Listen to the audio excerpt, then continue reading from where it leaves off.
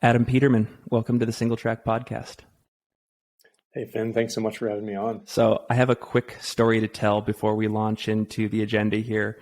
We ran into each other, I think the day before the race at Michigan Bluff, and I think you were previewing the course there from Forest Hill. Anyways, we stopped to chat for a bit, and I think you were joking about the Canyons 100K preview episode that Brett and I did a couple days before the race. And in that episode, I predicted that you would finish fourth. And I'll be dead honest, at the time, my rationale was that you were used to just running very fast at all times. It was a new distance. Maybe you wouldn't be able to run sustainably to get it done in 100K. Long story short, I was so completely wrong. You removed any doubts that I had about your ability running well at this distance. And I'm also going to say, what you just did at the Canyons 100K is probably one of the most impressive performances I've seen in the last few years. So that was a long-winded way of saying I'm wrong. You are crazy impressive. And other than probably feeling satisfied, how are you feeling a couple days removed from the race?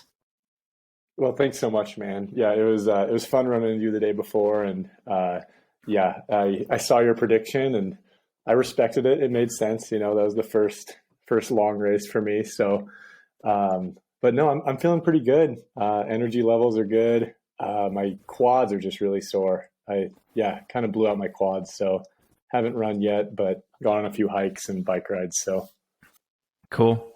Well, we're definitely going to get into how the race went, and I think we'll also definitely have a discussion about where your mind is at choosing between Western States and UTMB later in the episode, because I know there's a lot of fans of yours, fans of the sport, who are dying to know.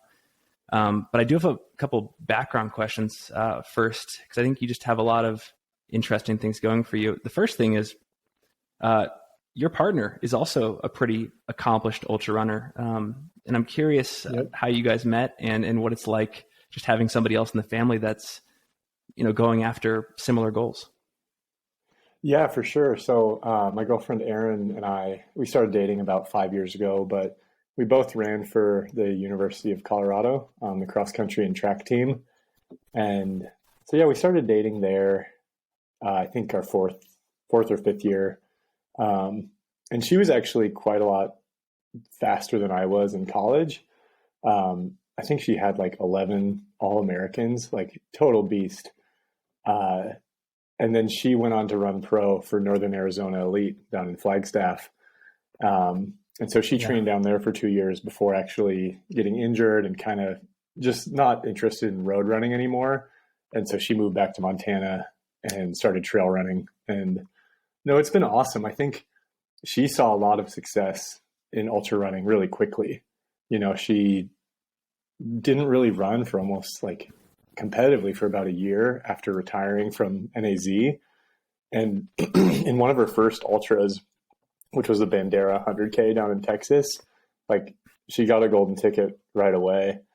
So she had a really quick entry into the sport. And no, it's been super fun. I think it's awesome to have a partner who does similar things to you. Like we get to run together all the time and just get to explore Montana together. And it's good too. Like at this race, I was crewed by Erin, which was really helpful since I crewed her at Western States. So no, it's been awesome. That's very cool. And I think, you have a lot of other interesting people in your corner. Like we were talking offline, I think you were coached by, is it Mike Foote back in high school? And he's been a friend and a colleague and sort of a mentor in the sport since then. I'm curious, because we just had him on the podcast, and awesome dude. What have you learned from him that stands out just over the years? Oh yeah, Mike is a great guy. So when I started running in high school, that was also his first year coaching. He was an assistant coach where I went to high school. It's in Missoula here. It's called Hellgate. But right when we started getting to know each other, he also did his first 100-miler, and he was really good right away. And by my junior and senior year, he was sponsored by the North Face. He was being the top American at UTMB. But all the while, he was just the most humble guy. He would never brag about these accomplishments that he would throw down in these races. I think when I was in high school, I totally thought being a professional runner on trail or ultra, like that seemed like the coolest thing to me. And I remember at that time, like Mike lived in a yurt, like he was just a total like dirtbag trail runner. And like, we all thought it was so cool. So I would say like, especially in high school, yeah. I would say like that was my dream. And then in college, you know, you get caught up in just like D1 running and running fast. And I think the trail running dream kind of faded away, but yeah, definitely in high school, he had a lot of influence there. Man, that's really cool. And now you work with his events company. So in addition to running for Hoka, I think you work with his events company. You're also doing coaching on the side with the local high school as well. So it all kind of comes back full circle. Is that true? Totally. Yeah. Like, dang, that's awesome. So right now I work for Runner's Edge Events. It's a company that puts on trail races here in Western Montana. The biggest being the Rut. So that's that Burley race out at Big Sky, Montana. They have a 50K, 26K, 11K, VK. But yeah, we just put on trail races throughout the year, and it's great. Mike is one of my bosses, and then the head coach at Hellgate is my other boss. So it's kind of funny. Like my two bosses were my coaches in high school. It's like I never even needed to go to college. But no, it's great. It's you know, they understand that running is my dream and my priority. And so it's really flexible with that. But at the same time, like I don't only have running in my life, like I have other obligations. And I think that's good. Like I enjoy having things to do in the middle of the day to keep my sanity. And then in addition to that, I'm part-time volunteer coach for Hellgate High School right now for track. For frequent listeners of the podcast, they're going to call me a broken record for asking this question, but I always ask folks like you know, if you were given the opportunity, especially given what you've done in the last year at all these different races, JFK, Speed Goat, Canyons, would you ever entertain the idea of doing this completely full time, where like all you had to do from like a deep work standpoint, day in, day out, was just focus on running? I mean, I think I could entertain the idea of it. Like it's nice to think about sometimes, like when you go on these trips to travel to a race, or I think about it sometimes like when it's winter in Montana and like not good skiing or anything, like it sounds really nice just to go down to Moab or something, or go down to Arizona for like a month or two, or probably just a month. But I don't know, like sometimes it sounds appealing, but then other times I feel like I wouldn't feel very fulfilled. At least with like the job I have right now with Runner's Edge Events, putting on races, like I feel like I'm helping people and like accomplishing something outside of running. Yeah.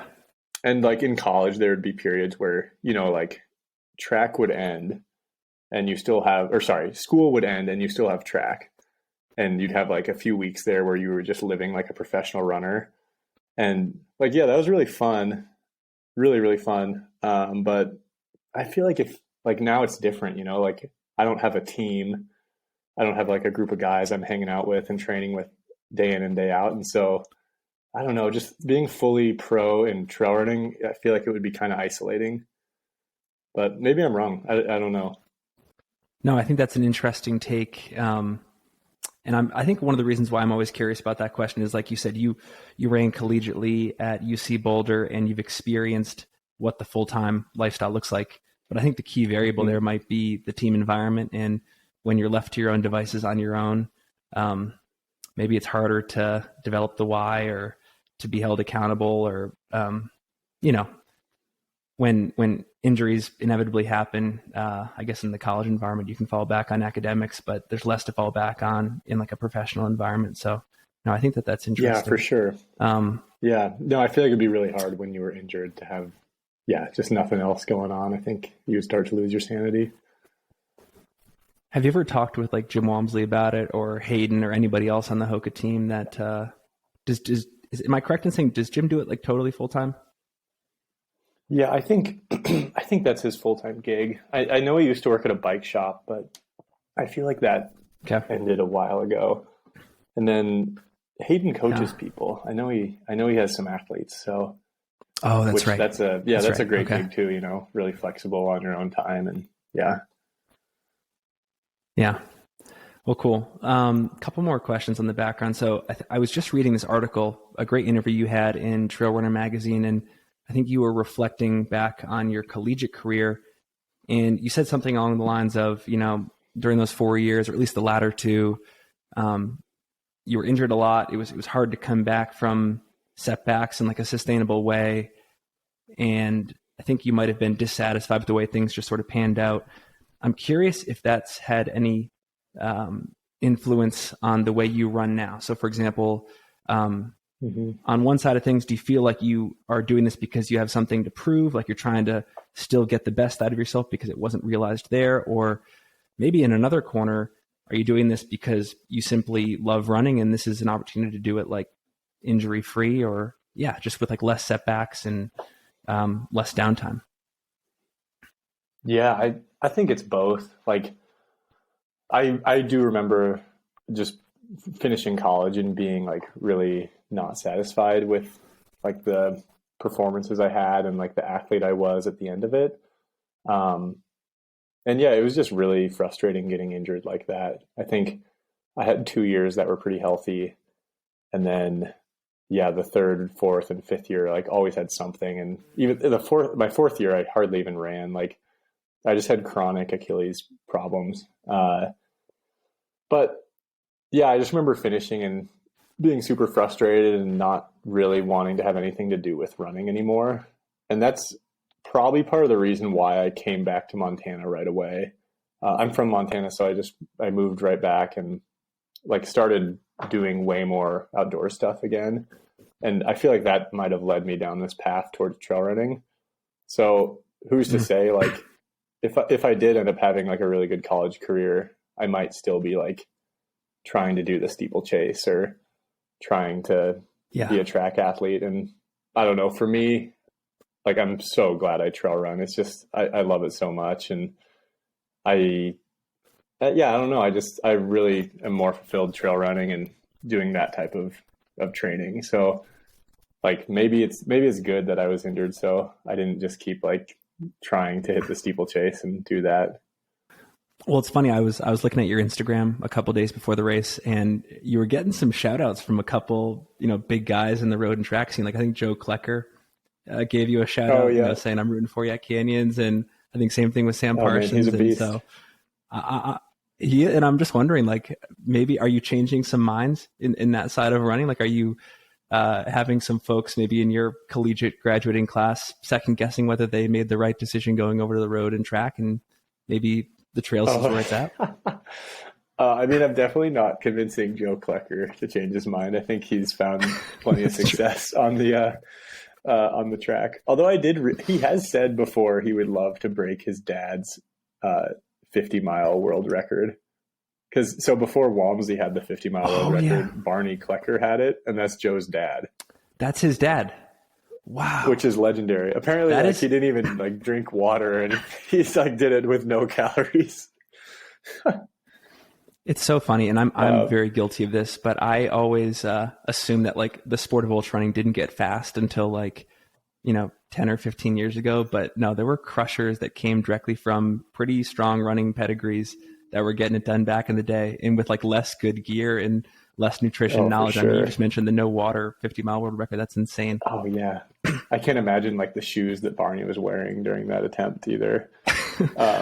But yeah, I think like, I hope some of my friends think that trail running is like more legitimate than they used to. Like people who, I don't know, like I think a lot of people don't think trail running is very competitive. Like if they're coming from a road background, because they just look at the paces and see like how slow it is.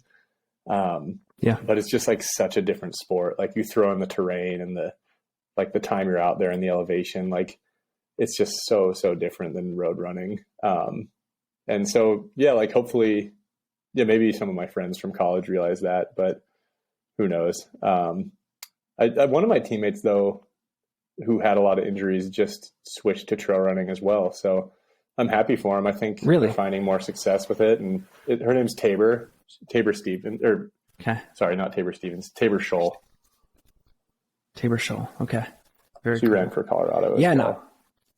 I don't know if you saw this in the Canyons 25K race, but Garrett Heath won. And I mean, Garrett Heath is like a legend in the cross country scene. And I mean, the guy beat Mo Farah at Edinburgh. It's in just the 4K, cool to see like people multiple times. It's so cool. No, I think that's really cool to see. I would love to see him and Max King race each other in like a shorter race because, both of them, I guess Garrett more recently, but came from like that track pedigree. And I feel like he could do so well. A couple more questions that I want to ask you before we get into Canyons analysis. So again, admittedly, you only came on my radar after the Speed Goat 50K last year, but if I look at your results, like you had already won the Moab Marathon, I think 2 or 3 times, and by all measures established yourself as an elite trail runner.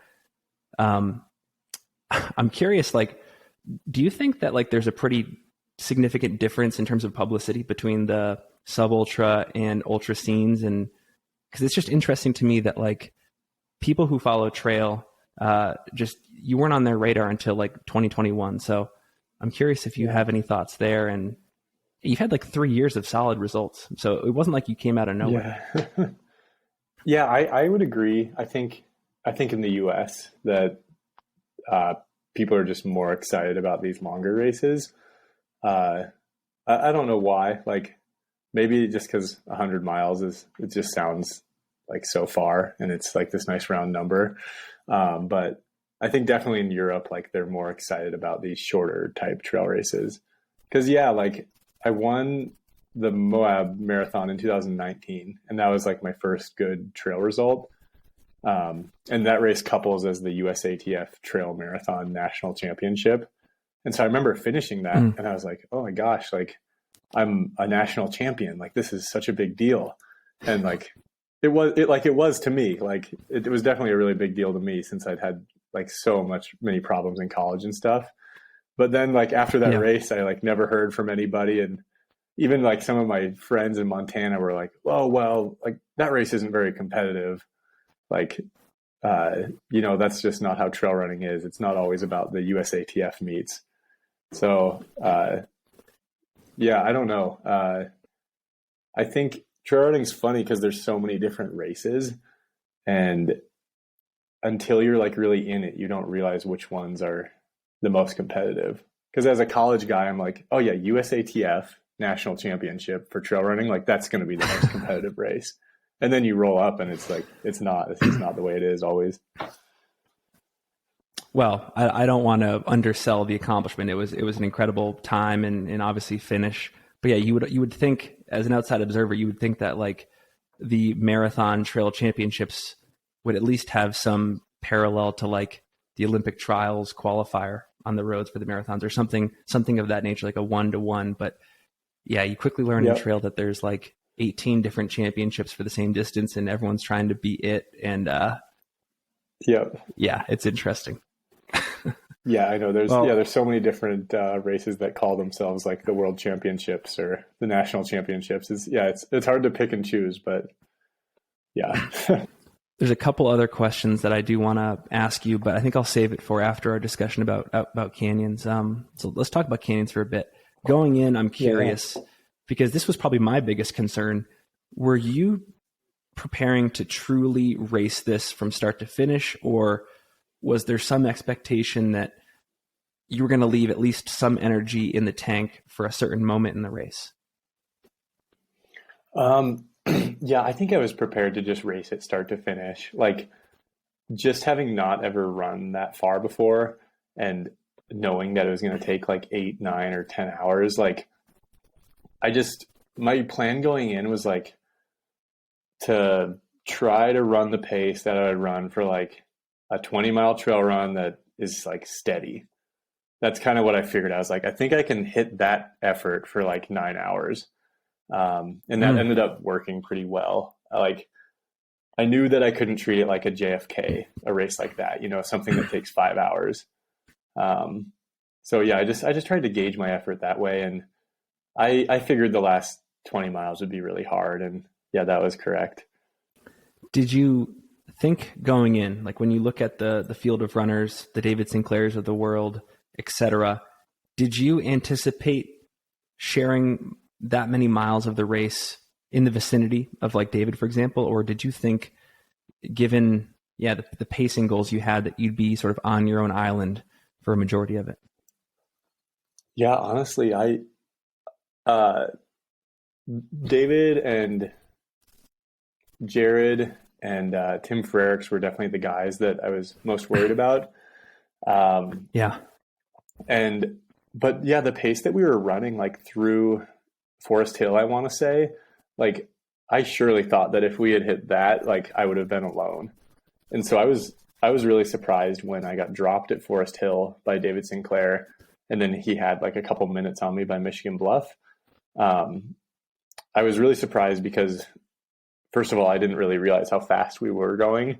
And then when I finally realized how fast we were going, I was like, man, I really thought I would have been alone going this fast, like at this point in the race. So it was a really good race for David, and I'm stoked for him. I mean, I feel like that's his biggest result too. Like he's put up some great results in the past, but I feel like the time that he just ran at Canyons was super legit. And yeah, I hope he ventures into the ultra world like that, because that was awesome. Me too. Yeah, well, I'm curious about that moment at Forest Hill and beyond. Like psychologically, how do you respond to that move by David, and what's going through your head? Do you think to yourself, there's still a lot of race left and I'm feeling good and maybe I'll reel him back in at some point? Or do you feel like, actually he caught me as I'm starting to sort of falter and feel tired, and I'm going to need to regroup, and we'll see where the race goes? Yeah, I definitely, I think that period was really tough. So yeah, Forest Hill was like mile 33, and then Michigan Bluff is mile 38. So, there's like 45 minutes there where he dropped me out of Forest Hill, and then I couldn't see him for a long time. And by the time we got to Michigan Bluff, I think he was probably like 2 minutes ahead of me. And, I try to like not let a bunch of doubt creep into my head during these races, but like I was not happy. Like I totally thought that he was going to run away with it at that point. And I never had like any thoughts of throwing in the towel or anything like that. But yeah, I definitely had to like work really hard to catch up to him. And I think it just came down to me. First of all, like when things are starting to get tough, I usually try to like break it down and be like, okay, like, do I have enough food in me? Like, do I have enough water? Like, am I relaxed? Like I try to like kind of problem solve. And I think I ate like 700 calories in 45 minutes between Forest Hill and Michigan Bluff. Cause I was like, I'll just keep eating. Like if I just keep eating, I'll eventually catch him or not, but I won't explode. And then eventually, like, I think right before Michigan Bluff, like I realized I was running like 6:30 pace on the flats. Like we were still running pretty fast. And I was like, okay, well, David is obviously just having a great day and I'm not having a bad day. So I'm just going to keep running my race. But yeah, there were 45 minutes there where I was like not happy. So it sounds like, are you practicing? Are you mentally preparing for this race ahead of time? Like, is there stuff you do from like a mental skills standpoint to get ready for these moments of adversity, inevitably at like mile 40 of a race? Yeah, I think maybe not.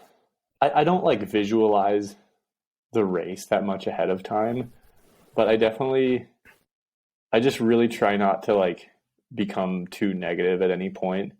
Like that was one thing that I changed a lot after college was I kind of realized after I graduated college that I had been just kind of like developed this negative mindset.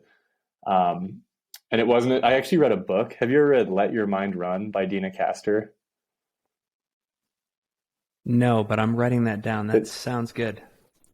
Yeah, it's kind of cheesy sometimes, but I don't know, it like really resonated with me to like focus more on having like a growth mindset or a positive mindset, and that I think really helped my running post collegiately. Just be more positive, and instead of like getting really upset when things went poorly or like during a race when you get dropped, like just try to like problem solve the issue. So I think I just try to do that throughout like the day, like running or whatever. So yeah, I guess I don't necessarily like visualize the race ahead of time though, like that. That's cool though. We will link to that book in the show notes. I hadn't heard of it. We just had Addie Bracey on the podcast, who wrote Mental Training for Ultra Running, which is, I think, another excellent book if that's an area of the sport that, you know, people are looking to level up in. A couple more questions though about the race. I didn't realize she wrote that. That's cool. Oh yeah, no, it's good. Yeah, we did, and I'll send you the pod after this. But she's good. She's really impressive. Oh, cool. A couple more questions about the race. I'm curious what those last 10 to 15 miles looked like, and yeah, what did it look like sort of catching up to David, pulling away, and how are you feeling, for example, on that final 10 climb where you're gaining like 3,000 feet, and then you got those just horrendous last 3 miles, splashing through these murky puddles that could be a couple inches deep, could be a foot deep. Yeah, totally. Oh, that part was crazy. Yeah, so let's see. So we left Michigan Bluff, so mile 38, and you have a pretty big descent. I want to say it's a few miles long, and I think you lose like 2,000 feet. And so I felt like that was going okay. Like my legs were still there. I couldn't see David anymore. And I remember I passed some guy who was hiking, and I was like, hey, how far ahead's that guy? And he's like 3, maybe 4 minutes.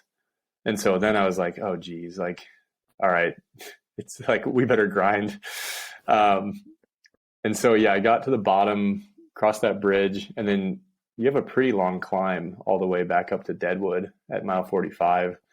And fortunately, like by that point, I think all those calories I ate like kicked in, because I was able to hit that pretty hard. And yeah, that was good. I finally felt like I was kind of like crawling out of like the hole that I'd been in. And it's steep, like I remember I hit like a 12-minute mile, but I was like, well, I remember this is like one of the steeper parts of the course. So I remember I was like happy to see that I hit a 12, and I was thinking like maybe there'd be a chance that I'll catch David if I can like hold this effort. And yeah, so I just worked like pretty hard up to Deadwood. And fortunately, like finally when I got to the aid station, I saw him up ahead. And yeah, there was like a steeper climb leaving the aid station, and he was walking and I was running. And so once I saw that, I was like, all right, like I think I got this if I don't blow up. And so, I passed him there.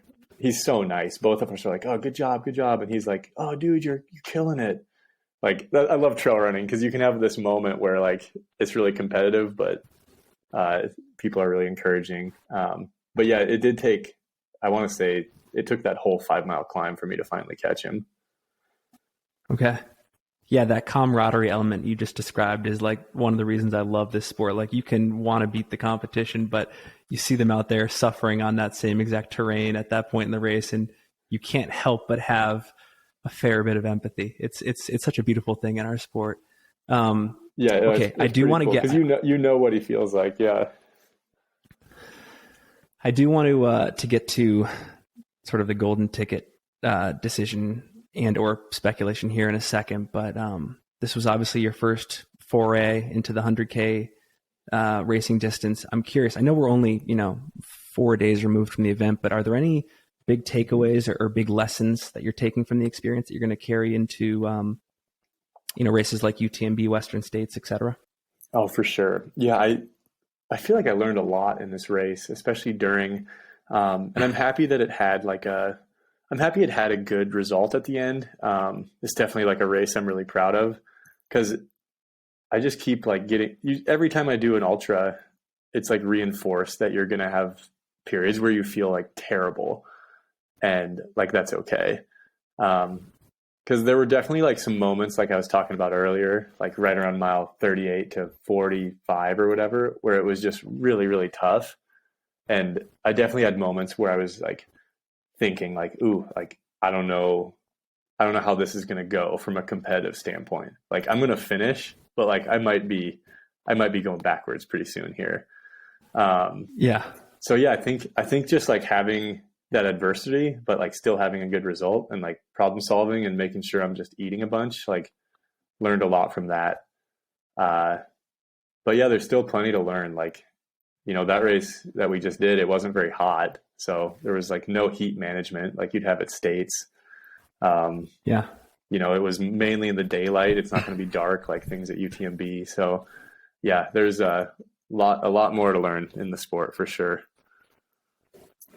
Well, I think this is a good segue into the golden ticket section of this conversation. First, given that you're choosing right now between UTMB and Western States, regardless of which one you choose, there is going to be a new distance for you to experience. And I think a lot of listeners, myself included, we're curious how you think about moving up in distance. So, like, how do you determine, for example, that you're ready, that even regardless of whether you choose UTMB or Western States, you have decided that, the 100-mile event is something that interests you versus, the route that David Sinclair took where he's like, I'm not ready yet. I'm going to hang around 100K distance, 50-mile, stuff like that for a little bit longer. Yeah. Like just deciding when you're ready, I guess. I don't know. I think I look a lot at how like other guys train. I follow like Hayden Hawks and Jim Walmsley on Strava, and then like guys like Tim Tollefson. And I think I just realized that, like, I guess my misconception was I thought these guys were doing like 40-mile long runs every weekend. Like I think that's the road and track background in me, thinking that like your long run has to be a certain percentage of your race. And so once I realized like they weren't actually doing that, and I realized this like a couple of years ago, I was like, okay, well, even if I'm running only 100 miles a week or 110 miles a week, like a lot of these guys aren't running that much more than that. There are some outliers, but yeah, I guess to answer your question, like for a couple of years, I've felt like I've been training at that level or closer to that level than I would have expected. But yeah, like a race like Western States, for example, at the 100, like if it goes really well, it takes like 14 hours and change. And so that feels like something I'd be more ready for compared to a race like the whole loop at UTMB. Because on a really good day, that takes like 23 or 24 hours. Like, yeah, I guess it depends on the 100, but I feel like right now I could do well in a race that's like 5 hours to maybe 15 hours. But yeah, definitely not ready for something like the whole 106-mile UTMB loop. I think I want to wait a few years, just have more hours under my belt. Well, let's break this down. I'll ask you about Western first. What excites you the most about Western States? And then maybe conversely, what concerns you the most about Western States? Like, what would make you want to choose for the latter part of that? What would make you want to choose UTMB because there's something about Western that, for example, might not fit your skill set? Yeah, I think like last year I got to go to Western States and crew Erin, which was really, really cool. Like, unfortunately, like her race experience didn't go very well. She just overheated and had to kind of pull the plug pretty early. But yeah, just being down there and like the whole history of the event is so cool. I think it's sweet that it just goes from like, it just goes so far. It's a point to point 100-miler. Like you start in pretty much Tahoe and then you end in Auburn. And like, I don't know, it's just like, if you draw that line on a map and it's like a map of the US, like it's a pretty long line. It's really cool to see. And I just remember like following that race, even when I was in college, like not really following ultra running. And so to me, like for American trail running, like Western States is like the pinnacle. Yeah. So I think it'd be really, really cool to be a part of that. And also like having just done well at Canyons, which a lot of that course is on the Western States course, there's a part of me that thinks like I could do really well. But what worries me for sure is like the heat, like I live in Montana and it's not that hot, especially like the time you'd be training for Western States, like right now for the next couple of months, like May and June just aren't that hot here. So yeah, I think for that race to go well, like you'd have to have a really good strategy for dealing with the heat. Whether it's like a heat management strategy or heat training, sauna, I don't know. So that's what like worries me about Western States is mainly the heat. And I know that you said earlier on when I asked you about canyons that you were going to race it from start to finish. Would you apply that similar mentality and strategy to Western? Like, would you not just race to win, but also, maybe even go for like a course record, for example? Oh man, the course record at Western States is insane. What, 14:09 or something like that? Yeah. Yeah, that Jim's course record there like blows my mind. So, yeah, I just feel like if I was to do Western States, I would just have to treat it like I was going out for like, I'm trying to imagine the pacing right now. Like, you'd have to treat it like you're just going out for like an easy run or something. Like, just to have it be that hot and you're going for 14, 15, 16 plus hours. Like, I think it would be really bad for me to like try to be hitting it hard early. Like, I think that's just a surefire way to be like DNFing really early. How about we do the same exercise for UTMB? What about UTMB? What excites you there? Yeah, I think so I'm qualified for CCC. So it would be the 100K there. Okay. Okay. So yeah, I guess to me that seems like the safer option, right? Because it's like, it's just logical, right? Like, I did 100K here, I'll do 100K later, like, because I've been doing 50Ks, now I move to the 100K, and then like in a couple of years I do the 100 mile. So that's what I like about CCC. And I just everything I hear about UTMB is that it's like unbelievable. Like hearing from Mike Foote when I'm in high school and he's my assistant coach, he would talk about this race in Europe and like the trails and the whole energy around it. Like, it just sounded unreal. So that's definitely a race that I really want to do it. And then like training for UTMB, the fact that I live in Montana, like it's a really great thing to do all summer is to be training for this race. I'd be like exploring all the wilderness areas that we have, and I don't have to worry about heat training. And just like July and August in Montana, like up in the high country, it's pretty hard to beat. So that's definitely what attracts me to UTMB, and gets me excited about doing it in the future, whether it's this year or next, or who knows? Well, which race do you think currently suits your skill set best? Gosh, I feel like probably it's hard to say. Like, if I had done poorly at canyons, I would have said like UTMB, although that's not necessarily true because it wasn't hot. I guess like UTMB would, just because like the heat's kind of an element that I'm not sure how I do. Like, I've never run an ultra when it's really hot, but like that also excites me about states. I don't want to just put a limit and be like, well, yeah, I think UTMB is better for me, so that's like what I need to do. Like, I don't know. I also just want to test myself against this historic course, and that would be states. Yeah. Well, without actually, I guess I am putting you on the spot no matter how I phrase this question, but where are you at with the decision right now, a couple days removed? Like, are you leaning towards Western? Are you leaning towards CCC? Have you made a decision? What are you thinking right now? I've talked to a few different people. I've talked to Mike Foote, and I talked to Tim Tolson as well, since he's done really well in both races. And everyone has like a certain opinion, but they all just say to do what you're most excited about. And so, I would say like right now, I'm most excited about Western States. Like, that gets me really fired up. What I'm afraid of is like probably, like I said, the heat, and then the turnaround time from canyons is just like kind of tight. Like right now, my quads from canyons, they're like shot. So I just want to like run in a few days and see how I feel, I guess.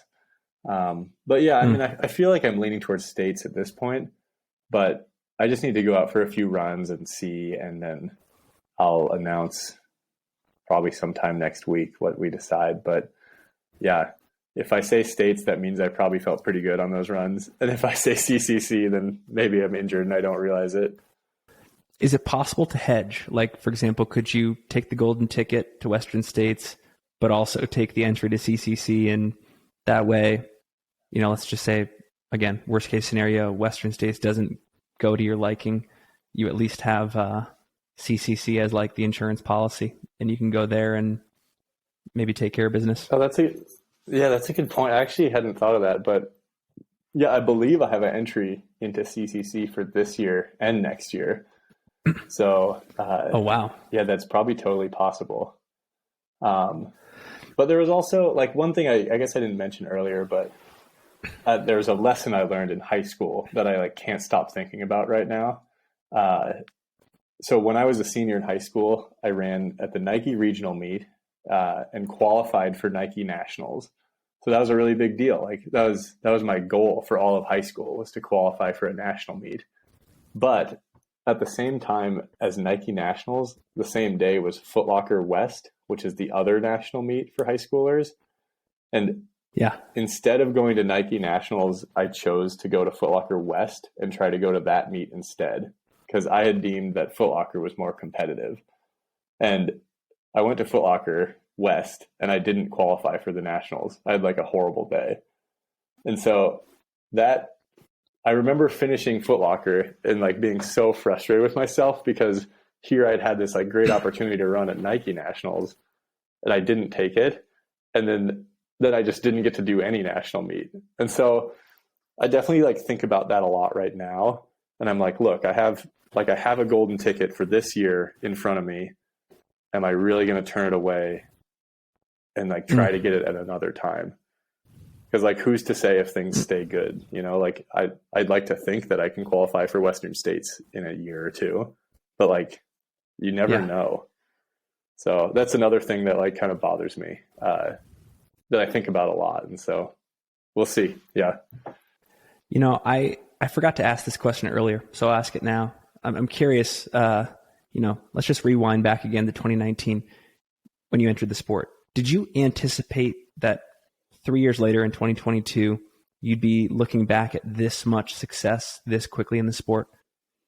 And I'm curious what your expectations were as well. I thought that if I could handle running this far, that I could do well. I think my biggest worry that I would just be injured if I ran this far. Because like I said, in college, like I would just get injured all the time.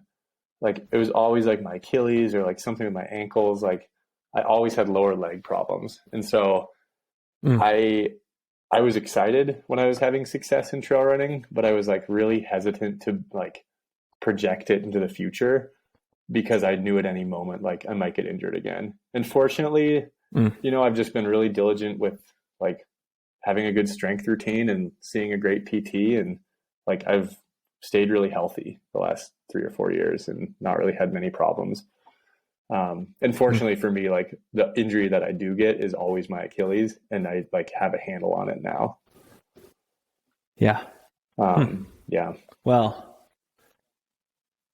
I'll say this as a fan of the sport, because I think a lot of people would back me up. I would put you right there on the same pedestal as Jim Walmsley, Tim Tollefson, Hayden Hawks, in terms of like the leading American men in this sport. I'm curious, do you feel at this point that you have arrived there and that you're part of the conversation? And I guess I should also ask, is that something you even care about and pay attention to, or are you just like kind of focused on yourself and the activity? Well, thanks, man. I appreciate that. That's really nice to say. I think I think it's fair to say that, although I've never raced those guys. Like I haven't been in races like them where it's like this international caliber event. But then again, I've done like races that they've done and had similar results, right? Like JFK, I was a minute off Hayden Hawks' record. In Speed Goat, I broke Jim's by like 30 seconds or something like that. So, it's kind of funny. Jim Walmsley has a Montana background. He lived in Great Falls, which is a town here in Montana. He lived here, gosh, I don't know, like in 2013 or something like that, 2014.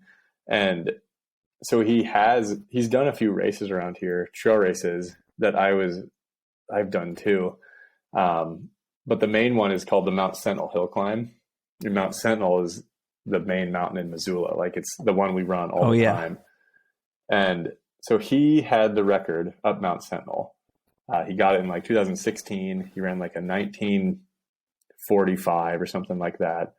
And all the guys in town were like, yeah, Jim's record, you'll like, it's impossible. But they were always like, Adam, you should go for it. Like, and so one day, like the week before the Moab Trail Marathon, I just time trialed at Mount Sentinel as hard as I could. And I ended up running like 1840.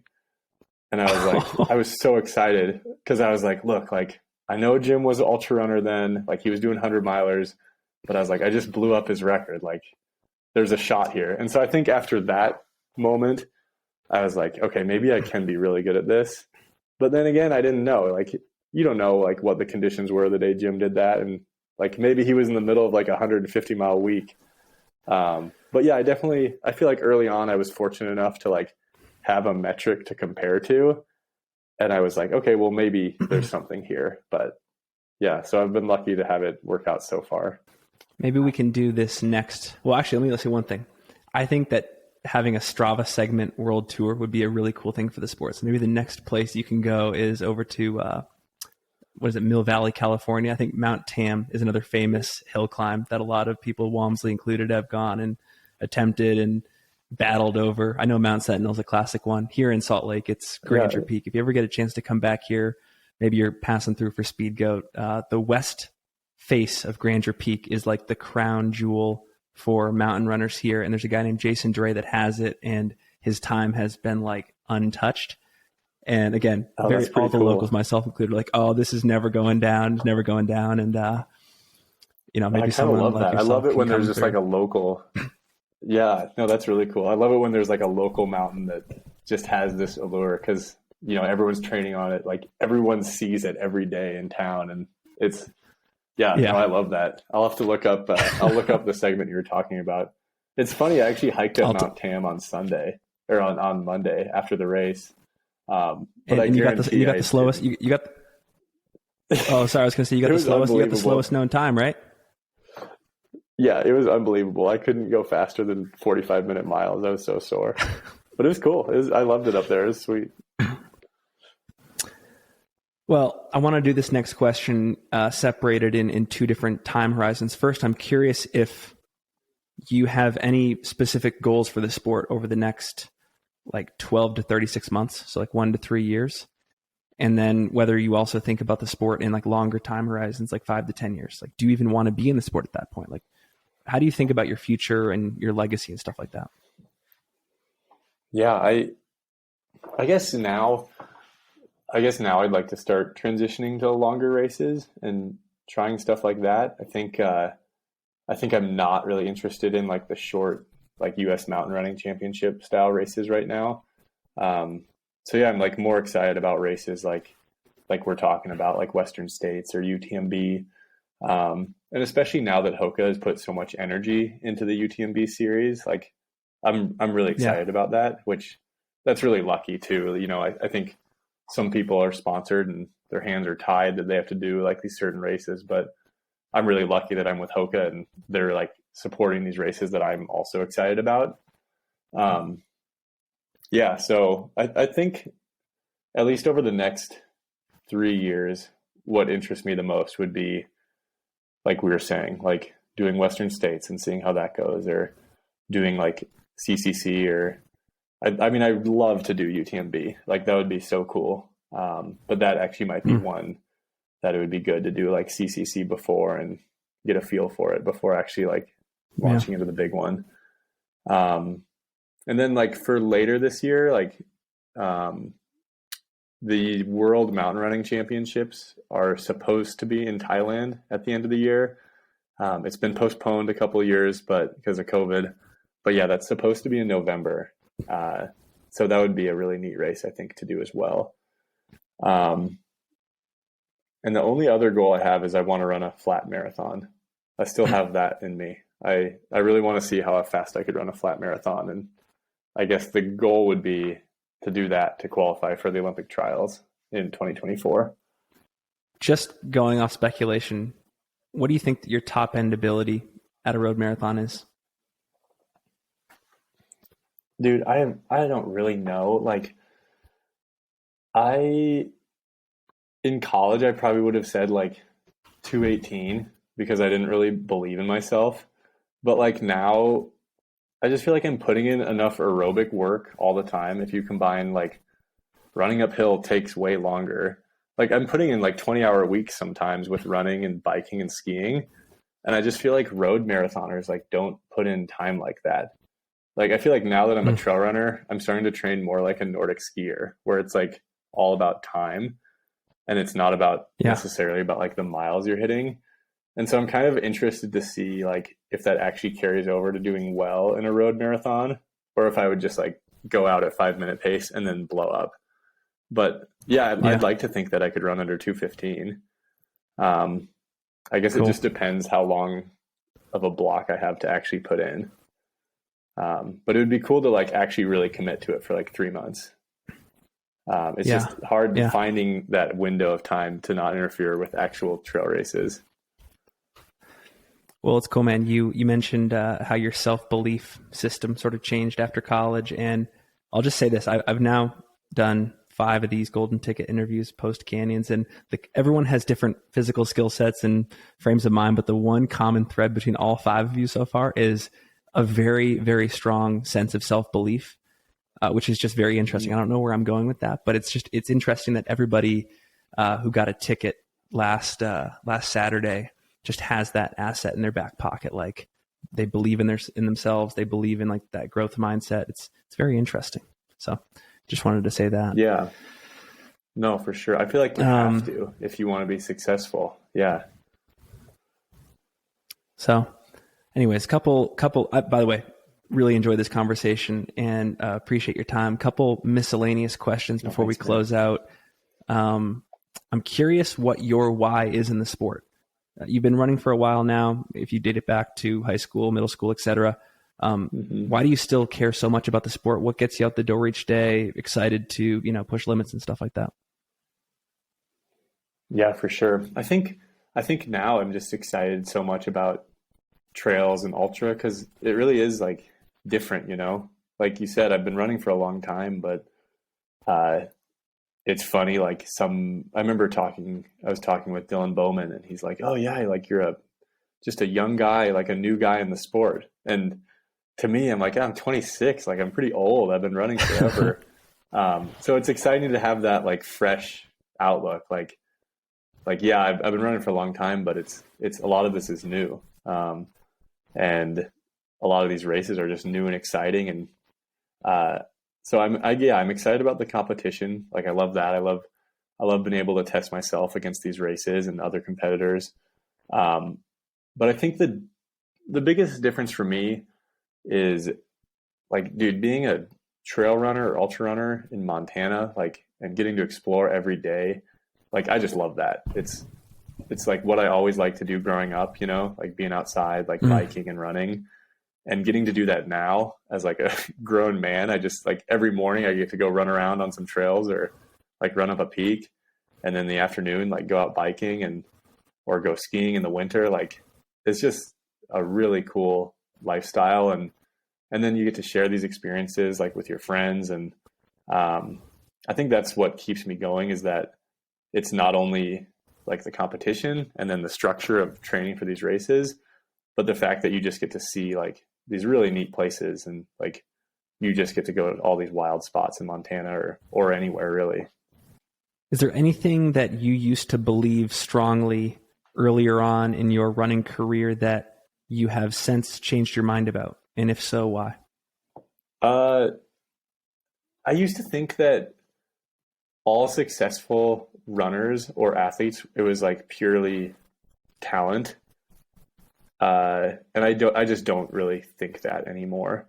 Like, of course there's like very talented people in the sport, but no one's a slouch. Like, so I just read a book by Chris Bosch.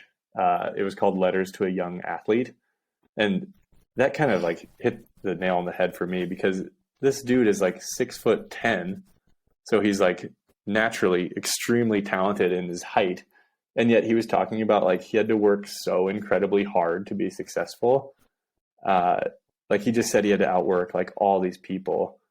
And yeah, I just think when I was younger, and in college, I just thought like the best people were just the best people because that's the way they were born. But I think now I'm starting to realize like it's the time that you put in and like the belief that you have in yourself too. I got 2 books to read now. I got the Dina Castro book. I've got the Chris Bosch book. This is awesome. We'll link to it all in the show notes. Oh yeah, yeah. The Dina one thread, was my favorite for sure. We'll link to it for sure. Yeah. On that same thread, any other good books or movies or podcasts that you've consumed recently that you think the audience might be interested in? Oh man, those are the 2 good ones. I don't always consume like very good content. Like the other day I just watched Zoolander and that was so funny. So yeah, I would say those 2 books. And then I think right now I'm reading a book. It's called The Ancient Art of Stoic Joy, but it's pretty early on. It's early days. So to be determined. So far, so good though. Cool. Last question I always ask guests, if you could put a message on a billboard for all to see, what would it say and why? Oh man. Well, now that we're talking about it, what's that quote? Hard work beats talent when talent doesn't work hard. That's what I would say right now, but I think that's just because we were just talking about that. That's awesome. That's good, man. Hey, this has been awesome. Like I said, I was totally wrong with my prediction heading into the race. You showed totally definitively fair. That you've arrived. You're definitively there right atop the sport right now. And man, I think in addition to just walking us through the race day experience and your plans, I think you just gave the listeners a lot to think about and to apply to their own training and running lives. And that's always a win-win on this podcast. So I really appreciate that. And yeah, I'll make sure to link to all your socials in the show notes in those books. Is there anything else you want to leave the audience with before we go? Oh man. Well, stay tuned. I'll be announcing which race I choose to do probably sometime this weekend or next week. But yeah, either way, I'll be really excited to do it. And yeah, thanks so much for having me on. I just love how much you're promoting the sport, and I think it's all really good for it. And yeah, we need more people like you because it's great. Cool. Hey, I appreciate that. And one more thing, is it fair to say that you're leaning towards Western states right at this moment? Yeah, maybe. Yeah, as of today, it's fair to say that. Cool. Well, man, I hope we get to chat again soon. And if you're ever rolling through Salt Lake, hit me up and I'll do likewise when I'm going through Missoula. And yeah, thanks again. Yeah, thanks, man. You'll have to send me that Strava segment again. Maybe we can head up there, up Grandeur Peak. If you come down here to Salt Lake to do that, I will. I'll promise you this: I'll grab a video crew and a narration crew, and we'll make a YouTube video out of it, and we'll go viral. Oh, sweet! Sounds like a plan. Yeah, those hill climbs are brutal. Though. All right, I'm kind of nervous just thinking about it. Well, cool. Talk soon. Yeah, thanks so much, man.